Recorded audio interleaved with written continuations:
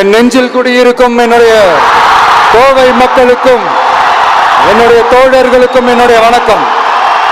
வணக்கம் வணக்கம் வணக்கம் வணக்கம்.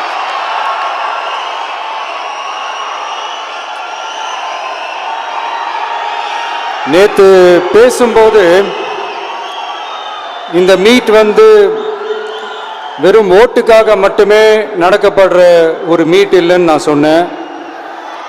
ஏன்னா நம்மளுடைய டிவிக்கே வெறும் அரசியல் ஆதாயத்துக்காக தொடங்கப்பட்ட ஒரு கட்சி கிடையாது. சமரசம் என்ற பேச்சுக்கே இங்கே இடமில்லை.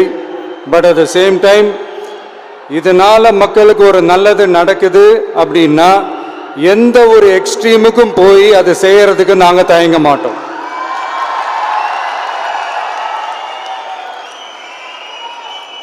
நம்மளுடைய இந்த ஆட்சி அமைஞ்சதும் ஒரு சுத்தமான ஒரு கிளீனான ஒரு கவர்மெண்ட்டாக இருக்கும்.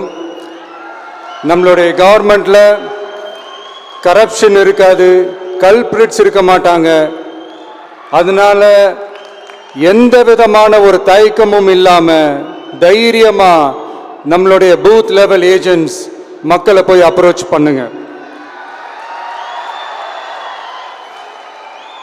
நீங்க மக்களை அப்ரோச் பண்ணும்போது அறிஞர் அண்ணா அவர்கள் சொன்ன ஒரு விஷயத்தை இங்க நான் சொல்லணும்னு ஆசைப்படுறேன்.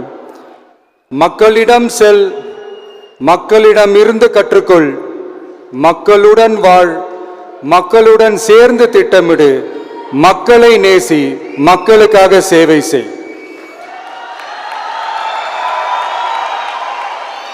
இதை நீங்க புரிஞ்சுக்கிட்டு நீங்க செயல்பட்டீங்கன்னா உங்க ஊர் சிறுவாணி தண்ணி மாதிரி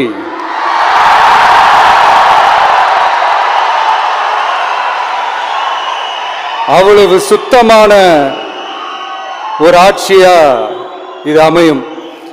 இன்னும் ஸ்ட்ராங்கா சொல்லணும்னா நம்மளுடைய தமிழக வெற்றி கழகத்தினுடைய இந்த ஆட்சி ஒரு தெளிவான, ஒரு உண்மையான,